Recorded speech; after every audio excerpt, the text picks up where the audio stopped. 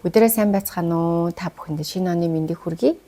За тэгээ шинэхэн төлөвлөгч дэвтрээ хөтлөхгөө та бүхэн маань бас тогтлож хүлээж байгаа хаа гэж бодож байна. Миний хувьд бас зорилго төлөвлөгөөгөө бичиж тэмдэглээд тэгээд үүнийхээ дагуу ингээд дэвтрээ хөтлөөд дэвтэртэйгээ хамт энэ аяллаа эхлүүлж байгаадаа маш их баяртай байна. Ихэнх тохиолдолд бид нэр он гарахтаа зэрэгцээд амьдралдаа хүсч мөрөдөж байгаа гоё зорилтууд, төлөвлөгөөнүүдийг ингээд гаргаад тавьдаг те. Би яадаг байсан бэ гэхээр маш олон зүйлсүүдийг ингээд бичдэг, хүсч аваасаа ингээд хүний хүсэл хязгааргүй учраас маш олон зүйлсүүдийг бодно те. Тасгал хөдөлгөөн хийдэг болно, гоё англи хэл сурна, туурна, одоо өөр юу гэдэг ажил дээр ийм юмнуудыг хийн, хүүхдүүдтэйгээ ингэж ажиллана, нөхөртөөгөө сар болгон болцсон гэдэг ч юм уу ингээл маш олон зүйлсүүд ингээд хүсэж байгаа зүйлсүүдээ ингээд жагсааж бичээд тэгээд үүнийхээ дагуу ингээд за 1 сарын 1-нд шинэ хүн болно ингээд эхлүүлдэг те.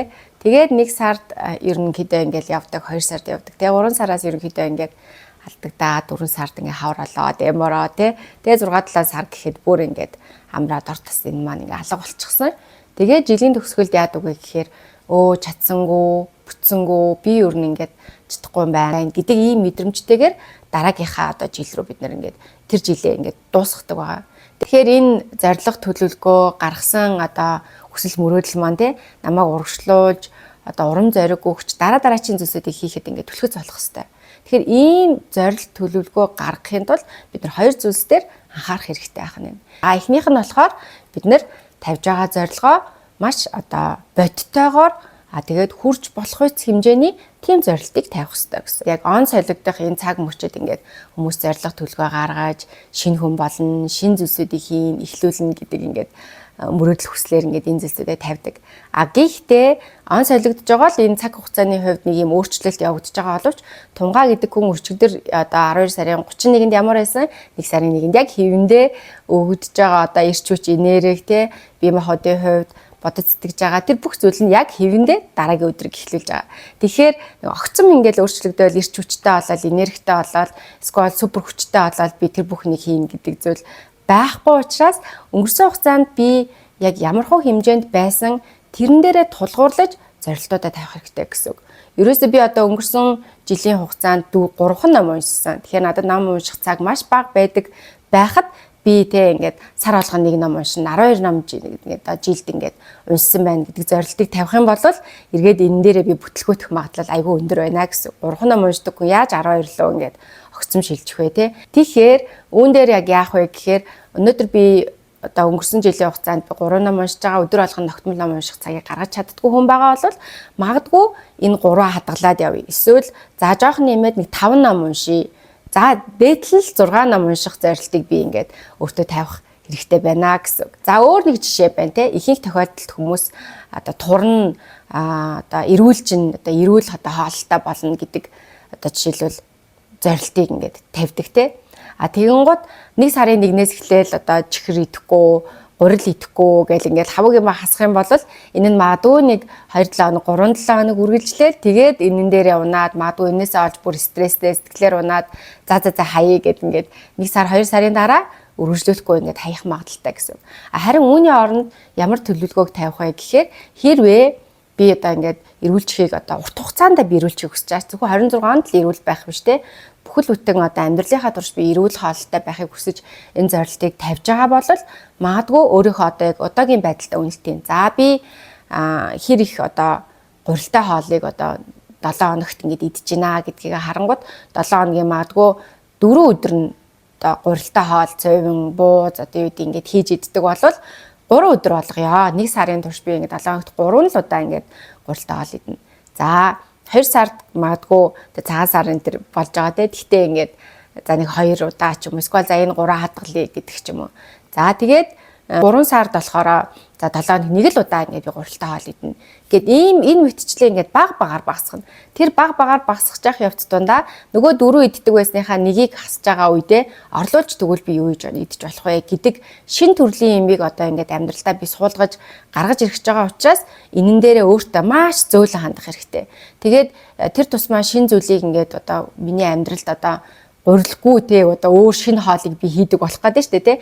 Тэхийн тулд би маш их толгойгоо ажилуулах хэрэгтэй. Өмнө нь одоо юу гэдэг ингээд зүгээр гурлаа зураал илдээл цувингаа хийчдэг. Эсвэл хэрцэн гурал аваад цувингаа гомин ингээл хийгээл шөлтөө хоол идчихдэг байсан бол одоо би өөр төрлийн имийг худалдаж аваад яаж хэрэглэдгийг нь сураад амт нь яаж хийвэл надад тохиромжтой байна, миний гэр бүлийнхэн тохиромжтой байна гэх мэтчлэн маш олон зүйлсүүдийг бодох шаардлагатай болж байгаа учраас энэ хэрээрээ бидний тарих стрессдэг. Тэгээ зөвхөн бид нар амьдралдаа ингээд хоолоо бодоод яваад тахгүй те ажил, төрөл, хүүр хүүхэд гээд олон зүйлсүүдийг бодож байгаа учраас энэ нэргээд биднэрт аюулт юм нөгөө хүнд ачаа болж ирж байгаа учраас маш бага багаар одоо энэ энэ өөрчлөлтийг хийх хэрэгтэй. Бага багаар ахиц гаргасаар агаад магадгүй 26 оны төгсгөлд 12 сар гэхэд ерөнхийдөө ингээд гурил нэх ингээд идээд авах хүсэлтэй биш болчихсон. Орлуулад ингээд хийгээд идэх 2 3 төрлийн хоолтой болчихсон гэдэг ч юм уу ингээд ахиц дэвшил чинь яг ингээд нөгөө жилийн төгсгөлд харахад ингээд харагдах тийм хэмжээний ингээд нөгөө зорилтуудыг тавих нь чухал байна гэсэн. Тасгал хөдөлгөөн хийхдээ мөн ялгаагүй адилхан. Тэгээ би ерөөсөө одоо гарч ямар нэгэн фитнест явдггүй, тасгал хөдөлгөөн одоо гүйдэх ч юм уу тийм юм хийдгүй ээжээж гин тогтсон фитнест бүртгүүлээл 7 хоногийн 3 4 өдөр ингээд фитнест яваал ингээд эхлэх юм бол маш их ачааллыг аваад ядраад, шантраад ахиж тэр фитнесийн хаалгаар ингээд ормооргүй санагдтал тийм хэмжээнд ингээд хаширдаг. Тэгэхээр хэрвээ би тасгал хөдөлгөөнийг тогтмол хийдэггүй, ерөнхийдөө ингээд миний би энэнд ингээд шин зүйлээд ингээд би хийж эхлэх гэж байгаа бол маш багаар ингээд энэ зорилтуудаа тавиасаа гэж та бүхнээс хүсмээр байгаа. Тэгэхээр яг одоо харж байгаа те 7 хоногт нэг л удаа ингээд одоо жишээлх юм бол гэртээ 30 минут ч юм уу за бүр болохгүй бол 15 минутаас ихсэн ч болно те 15 минутын сонголт хийж эхэлье гэд. Тэгээд 7 хоногт 2 болгоод 3 болгоод эсвэл 7 хоногт 2 хийж явахдаа минутаа орцсохдаг ч юм уу те ийм байдлаар зорилтуудаа ингээд баг багаар ахиулж явах юм бол эргээд энэ нь ингээд биднэрт ингээд сэтгэл зүйн хувьд ч тэр тийм ялсан, чадсан тий би болж шүү, чадчих шүү гэдэг мэдрэмжийг ингээд өгөөд тэр одоо өгж байгаа мэдрэмж чи эргээд биднэрт энерги болж орж ирж байгаа гэсэн үг тий. Тэгэхээр яг энэ энергиэрээ дараачихаа одоо нөгөө саруудад, өдрүүдэд зорилтуудаа ингээд ахиулж тавиад ингээд явах боломжтой болох нэ. Дэвтэрний маань 6 талбарт ингээд та үед маань зорилтуудаа ингээд тавихаар төлөвлөгөөнүүдээ ингээд гаргачихсан байгаа тий. Тэгэхээр энэ зорилтуудаа гаргахдаа бас яг ийм байдлаар те эхний нэг сарынхыг бол ялангуяа шинэ зүйлсүүдийг эхлүүлж байгаа бол маш багаар тавиад хийгээд үзээрэй. Тэгээд нэг сарын дараа дүнэлтээ хийгээд бага зорилт тавьсан учраас тэр чинь биелүүлэхэд амар ах учраас нэг сарын дараа одоо те сарын эцэс дүнэлтээ хийхдээ болчихсон байж тээ, чадчихсан байж тээ гэдэг тэр урам зоригтойгоор 2 дахь сараа эхлүүлнэ гэсэн. Тэгэхээр хэрвээ тэр тавьсан зорилт чинь өөртөө чинь амархан байгаад биелүүлээ чадчих юм бол 2 сард магадгүй баг зэрэг ахиулаад дараачийн ингээд төвшөнд гаргаад тавиад ээж болно. За хоёрт нь юу вэ гэхээр ямар нэгэн байдлаар өөрийнхөө урд ингээд тавьж байгаа зорилгууд маань баг зэрэг алхам урагшилсан, шат ахисан тий одоо өмнөхөөсөө илүү одоо байхыг хүссэн тийм байдлаар бид нар зорилго төлөвлөгөөнүүдийг тавьдаг байгаа. Одоо жишээлх юм бол 3 ном уншижсэн хүн 6 ном уншдаг болъё гэдэг төлөвлөгөө тавьж ин тэ. Өмнө нь ерөөсөө тасгал хөдөлгөөн хийдэггүй байжгаад за би тасгал хөдөлгөөн хийдэг болмоор байна.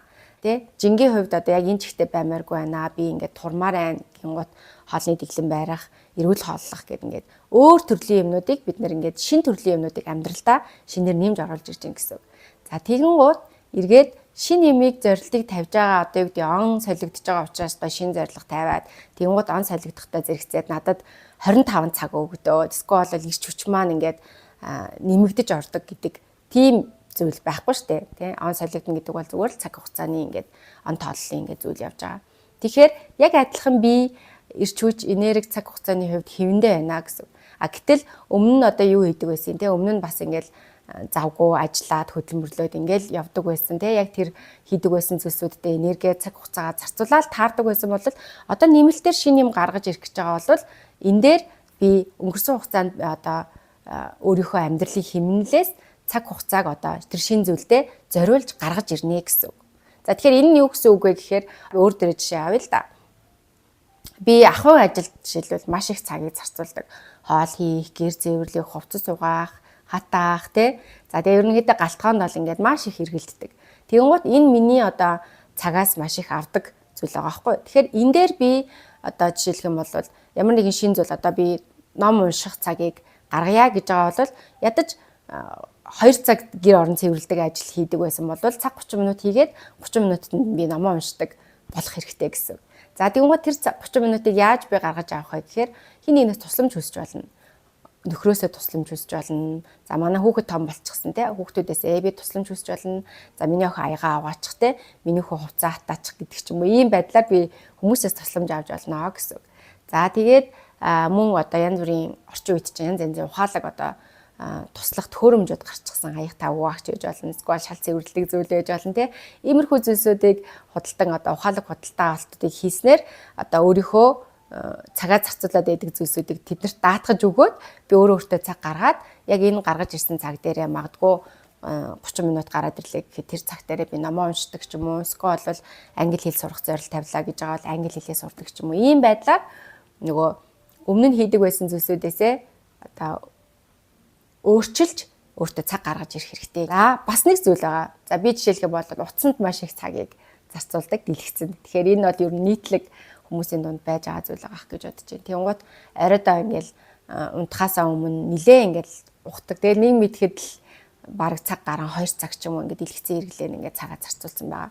Тэгэхээр энэ цагийг жишээлбэл багасгаж болно. За зарим хүмүүсийн хувьд одоо сериал урт хэмжээний одоо солонгос драманууд ч юм уу те эсвэл бол бүр ингээд амар олон сизонтэй ингээд кинонуудыг ингээд үзэх судаг гэж болно те. Тэгэн гот энэ цагаасаа жишээлх юм бол хасаад тэгээд өөрийнхөө шинэ одоо тавьсан зорилт одоо тэр хүрэхийг хүсэж байгаа тэр зүйлстэй цагаа зарцуулах боломжтой болж байна.